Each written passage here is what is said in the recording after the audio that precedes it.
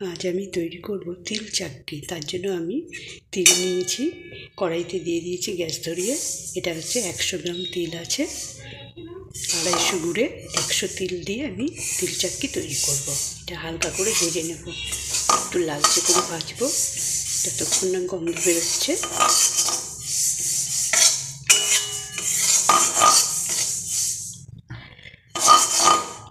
নাড়তে লাগবে, গ্যাসটাকে একটু কমিয়ে দেবো।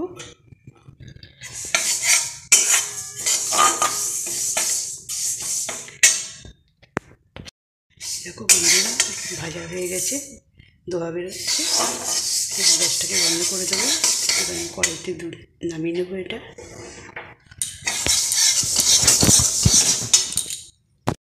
এই পাত্রে ঢেলে নিয়েছি তিলটা, ভাজা হয়ে গেছে।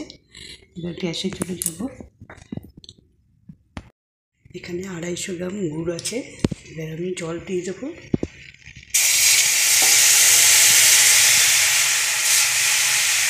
অল্প পরিমাণে জল দেবো।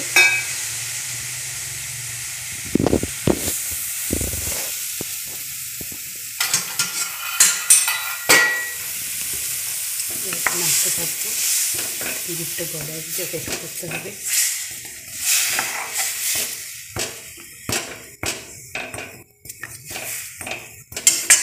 গুড়টা জালো।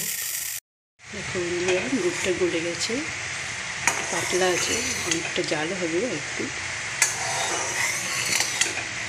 ঘনভাবে জাল দিতে লাগবে।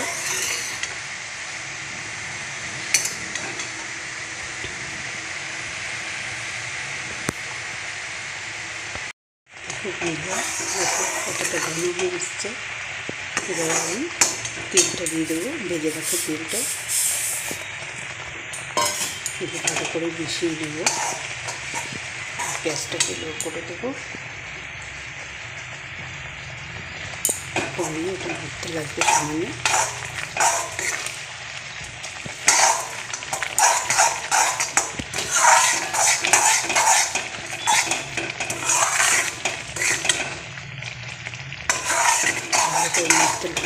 গ্যাসটা কমিয়ে অনেক আঠালো হবে, এরকম তুলে তুলে দেখতে হবে আঁশ বেরোয় কিনা।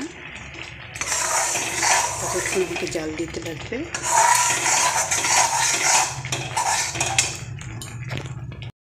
বন্ধুরা, ঘন হয়ে এসছে কতটা, দেখো তোমাদের দেখাচ্ছি।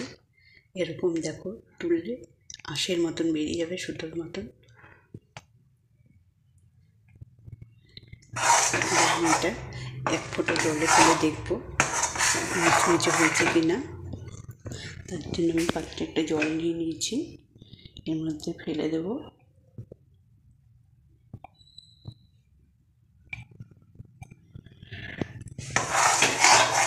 কতটা হয়েছে, মুচমুচে হয়েছে। এটা ঠান্ডা হলে দেখতে লাগবে, তাহলে আমার হয়ে যাবে তিল চাটনি। আমি ঢেলে দেবো। তেল মেখে রেখেছি এক জায়গায়। দেখো বন্ধুরা, আমি জলের থেকে তুলে নেব। দেখো মুচ করে আওয়াজ হচ্ছে, হয়ে গেছে আমার এটা। এবার আমি গ্যাসটাকে বন্ধ করে দেবো।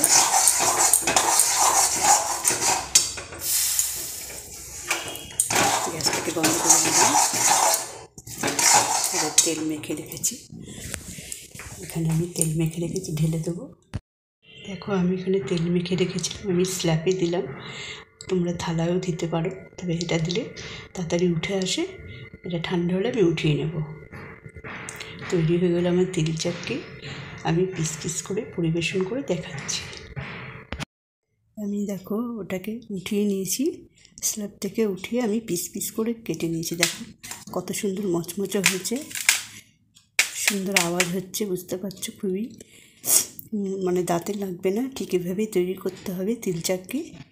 ভিডিওটি ভালো লাগলে শেয়ার করবেন, লাইক করবেন, আর চ্যানেলটিকে সাবস্ক্রাইব করতে কিন্তু ভুলবেন না।